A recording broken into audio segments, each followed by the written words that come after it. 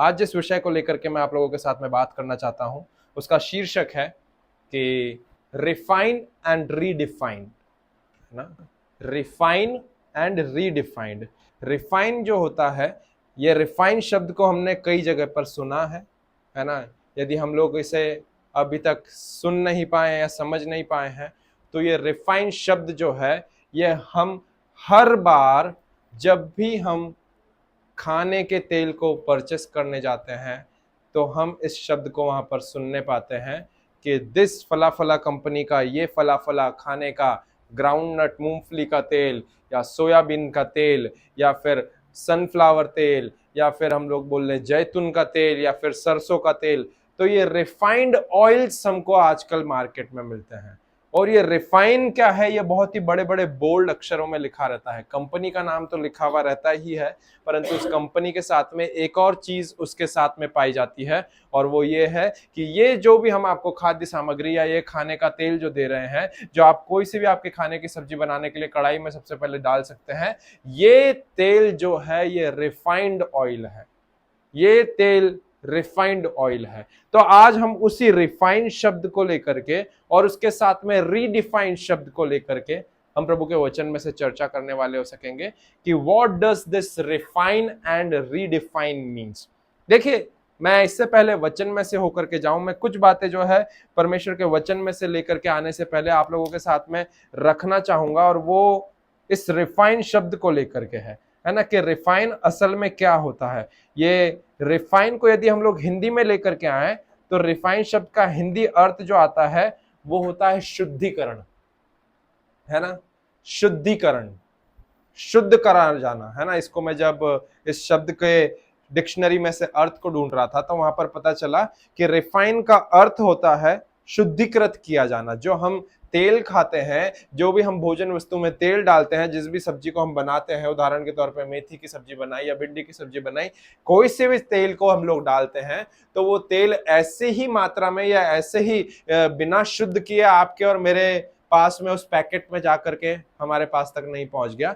परंतु उस रिफाइन शब्द का अर्थ क्या होता है? उस रिफाइन शब्द का अर्थ ही ये होता है कि वो शुद्धिकृत किया गया। इस रिफाइन शब्द के और भी कुछ अलग अलग मीनिंग है जो मुझे बहुत ही ज्यादा पसंद आए हैं, और वो मीनिंग जो है वो ये है कि इसका मतलब केवल शुद्धिकृत होना नहीं है, परंतु इसका मतलब ये भी है, रिफाइन शब्द का मतलब है सुधारना,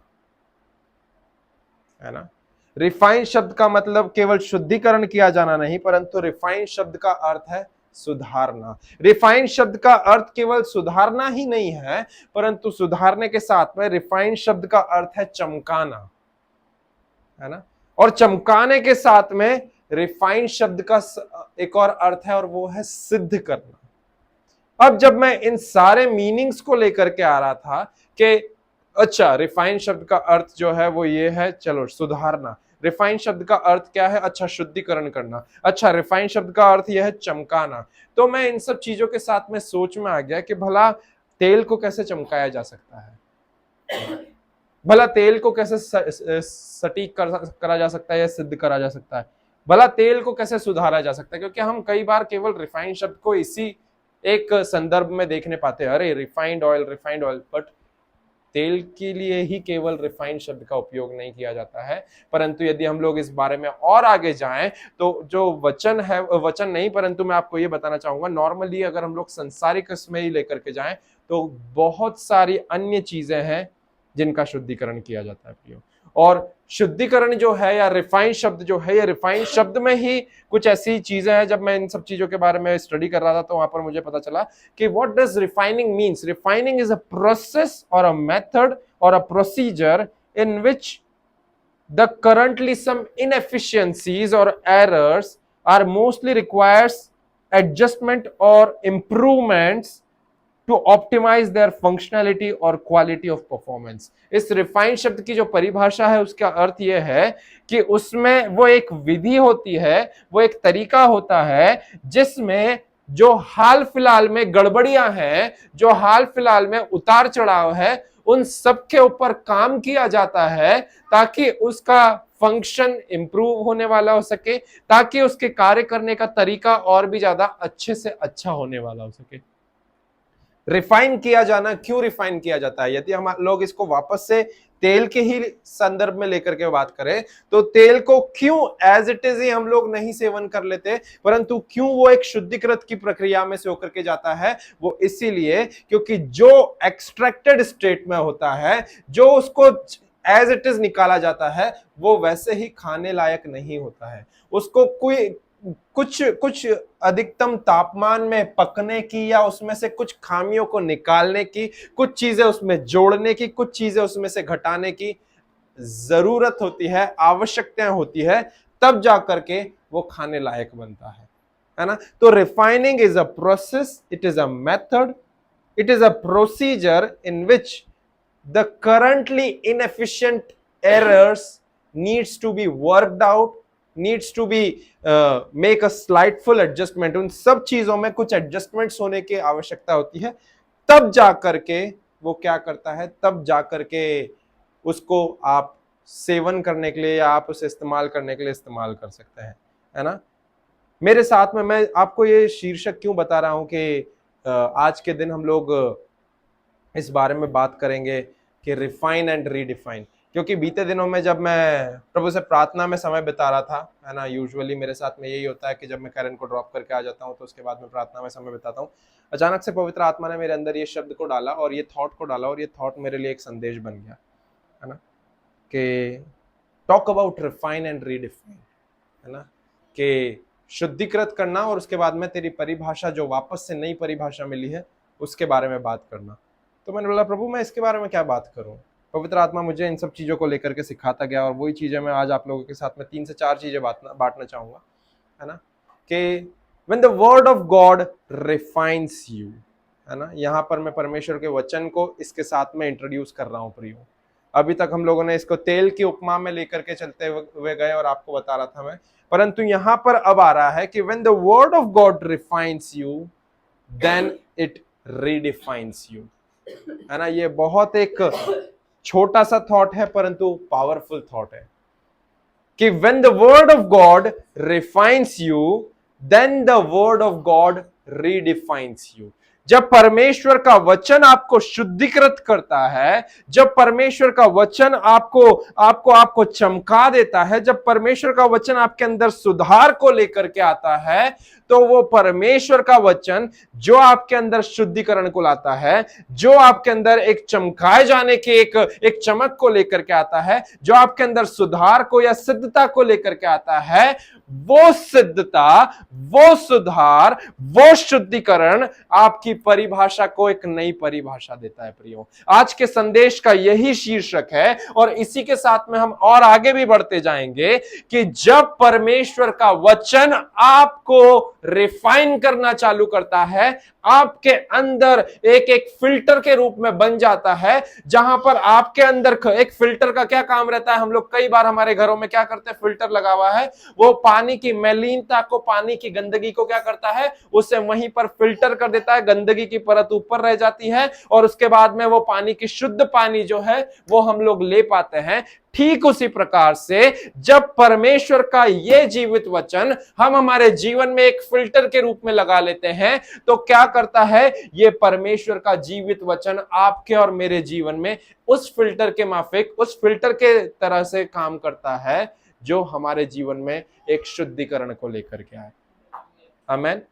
और जब वो शुद्धिकरण आना चालू होता है, जब परमेश्वर का वचन रिफाइनिंग करना चालू करता है, जो रिफाइनिंग एक प्रोसेस है, जो रिफाइनिंग एक मेथड है, जो रिफाइनिंग एक प्रोसीजर है, जब परमेश्वर का वचन उस प्रोसीजर में से होकर के जाता है, वो रिफाइनिंग जब आपके अंदर प्रोसीड आउट होती है, तो वो प्रोसीजर आपके जीवन की परिभाषा को स्तर दर स्तर बदलने लगता है, रीडिफाइन करने लगता है। आज के दिन में केवल और केवल इसी छोटे से संदेश से आप लोगों के साथ में बात करना चाह रहा हूं that when the word of God refines you, then it redefines your identity, it redefines your characteristic, it redefines your way of living, it redefines your वो आपके हर एक चीज को जो है परमेश्वर का वचन क्या करता है, वो बदल करके रखना चालू कर देता है।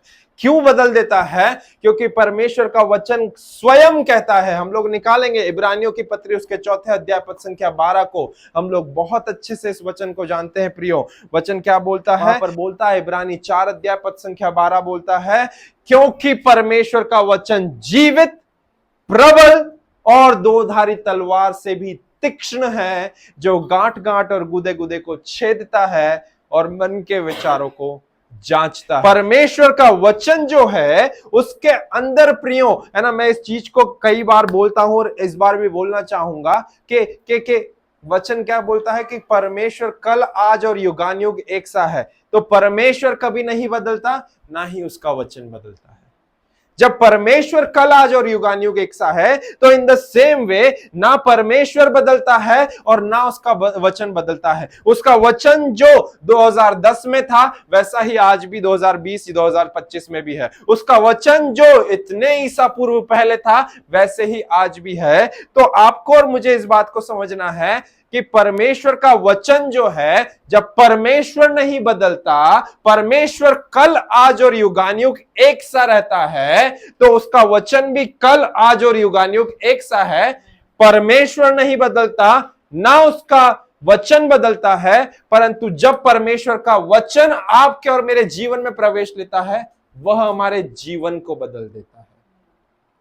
वह हमारे जीवन को बदल देता है ना। एक बहुत अच्छे परमेश्वर के महान दास रहे हैं, उन्होंने इस बात को कहा है कि परमेश्वर का वचन या यीशु मसीह जो है वो धर्म नहीं बदलता है, परंतु वो जीवन बदल देता है ना। मैं पास्टर साधु सुंदर सिंह की बात कर रहा हूं कि परमेश्वर का वचन या यीशु जो है वो यीशु मसीह जीवन को बदलने वाला परमेश्वर है।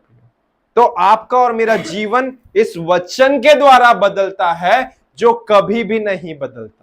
परमेश्वर कल आज और युगानुयुग एक सा है। परमेश्वर का वचन भी कल आज और युगानुयुग एक सा है।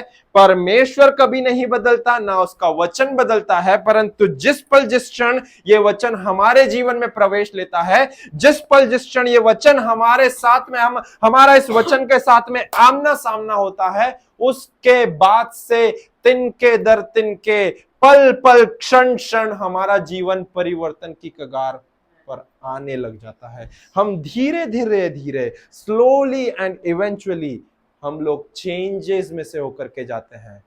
सो our God is same yesterday, today and forever. The word of God is same. It will not gonna change. Neither the word of God will gonna change, nor does God will gonna change. But the moment the word of God will gonna enter in our life, it will bring a change in our life. और वो ही चीज आज मैं आप लोगों के साथ में साझा कर रहा हूं कि जब परमेश्वर के वचन के फिल्टर को हम हमारे ऊपर लगा लेते हैं, तब हर एक मलिनताएं, हर एक चीजें जो आती हैं हमें बाहर से दूषित करने के लिए, वो सारी छन जाती है। हम लोग कितने, मैं कई फिल्टरों के नाम ले सकता हूं। दूध वाला आता है, हम लोग कई बार छन्नी लेकर के जाते हैं। क्यों? अशुद्धियों को बाहर कर देने के लिए और शुद्ध जो गुणकारी चीजें हैं उससे अपने लिए लेने के लिए। कितने लोग ऐसे हैं जो बिल्कुल बिना छाने दूध को पी लेते हैं? नहीं। कहीं पर भी हम लोग जाएं, चाय के लिए हम लोग कह लें, हम लोग रोज हर सुबह हमारे दिन की शुरुआत चाय से करते हैं, कॉफी से करते हैं, है ना।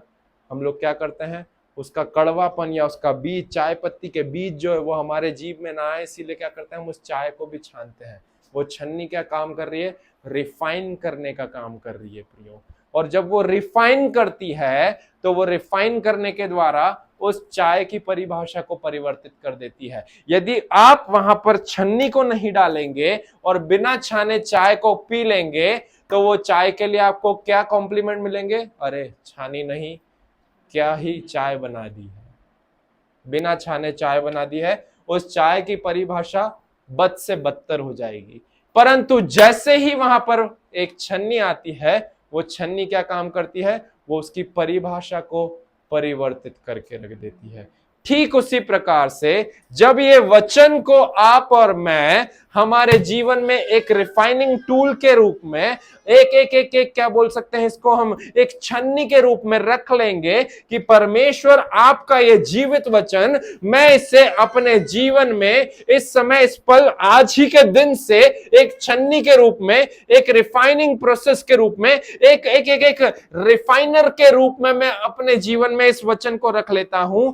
उस दिन के बाद से ये रिफाइनिंग किया जाना, ये वचन के द्वारा शुद्धिकृत किया जाना आपके और मेरे जीवन को तिनके तिनके के रूप में परिवर्तन की ओर लेकर के जाएगा। हालेलुया।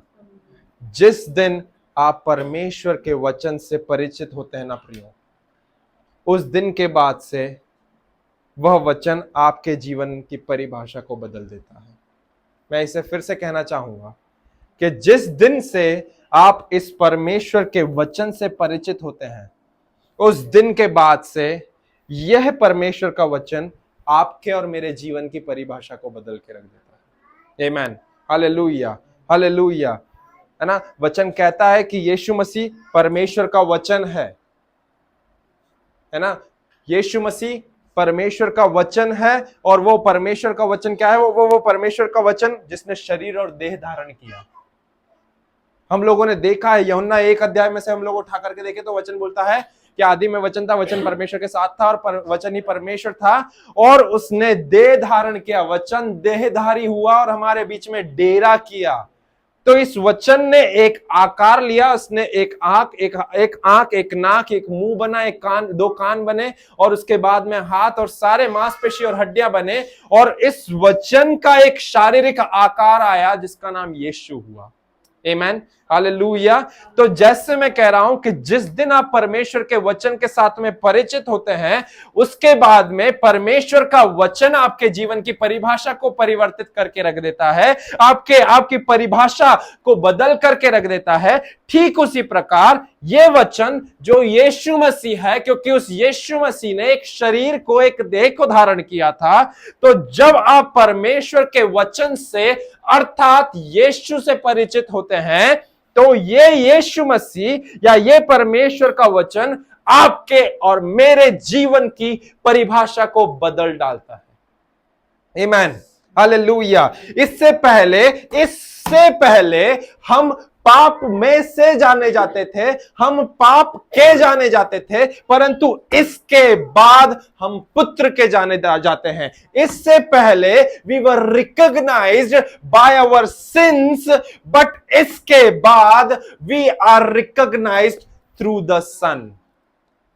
इससे पहले ये नहीं आया था, इसे हमने एक छन्नी के रूप में नहीं लगाया था, तो लोग हमारी गिनती, ये तो इसने ऐसे ऐसे पाप किए, ये तो इसने वैसे वैसे पाप किए, ये तो इसने वैसा वैसा किया। परंतु जैसे ही इसने हमने एक छन्नी के रूप में लगाया, तो वो सारे पाप जैसे छन्नी के ऊपर चाय पत्ती में केवल रह जाती है, वैसे ही हो जाते हैं। और उसके बाद में क्या करते हैं? क्या हम उस चाय की पत्ती को खाते हैं? नहीं, उस चाय पत्ती को हम कचरे में, कूड़े में फेंक देते हैं। तो ठीक उसी प्रकार ये परमेश्वर का वचन एक छन्नी के रूप में काम करता है, जो हमारे पाप को वहीं पर रख लेता है और वो शुद्धिकृत कर देता है। हमारे जीवन को जो अशुद्धताओं से, गंदगी से, बुरे विचारों से, बुरी आदतों से भरे हुए हैं, ठीक उसी प्रकार ये वचन हमारे जीवन में एक फिल्टर का काम करता है, शुद्धिकृत करता है, चमकाता है,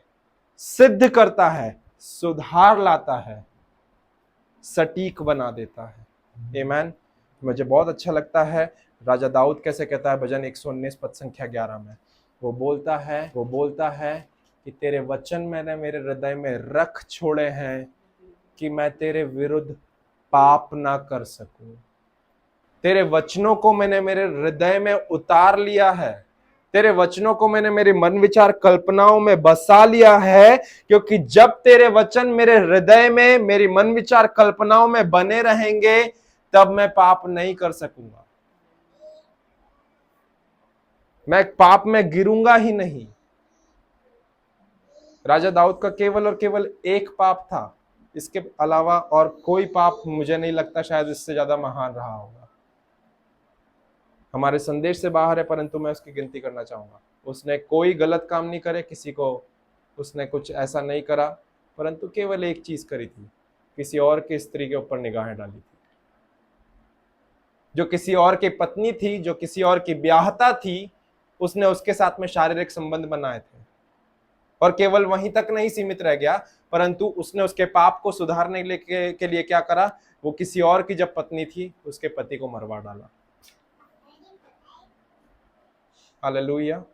परंतु आपको और मुझे आज परमेश्वर का वचन इस बात के द्वारा बता रहा है कि जिस दिन आप और मैं परमेश्वर के वचन से परिचित होते हैं, जिस दिन आप और मैं परमेश्वर के वचन से, अर्थात यीशु से, जिसने परमेश्वर के वचन का एक शारीरिक आकार देह को धारण किया, जिस दिन आप और मैं परमेश्वर के वचन से परिचित हो जाते हैं प्रियो, तो वो परमेश्वर के वचन से या यीशु से परिचित होना हमारे जीवन की परिभाषा को बदल देता है।